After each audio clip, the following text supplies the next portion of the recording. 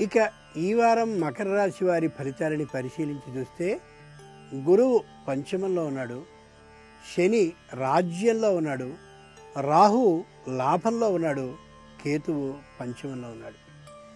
ఈ గ్రహస్థితిని బట్టి పరిశీలించి చూస్తే చాలా చక్కనైనటువంటి ఫలితాలు ఈ వారం ఈ రాశి వారికి కనిపిస్తున్నాయి.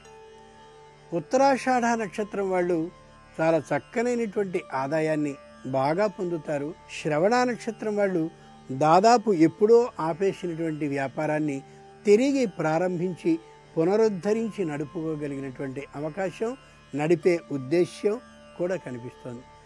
ధనిష్ఠ నక్షత్రం వాళ్ళు ఏదో అనారోగ్యం వచ్చిందనే భయంతో వైద్యుని వద్దకి వెళ్ళాక ఏ విధమైన అనారోగ్యం లేదు అనే తీర్పుని తీసుకుని ఉత్సాహంతో తిరిగి వస్తారు. దైవపరంగా అయినట్లయితే ఆదిత్య హృదయ స్తోత్రాన్ని పఠించడం మంచిది. దానపరంగా అయినట్లయితే మంచి గుమ్మడిని దానం చేయడం ఎంతైనా ఉత్తమంగా కనిపిస్తోంది. ఇక ఈ వారం ఈ రాశివారు ముఖ్యంగా చేయకూడని పని ఏమిటంటే ఇంటిని మార్చడం కానీ, తామున్నటువంటి వ్యాపారాన్ని మార్చడం కానీ చేయకపోవడం.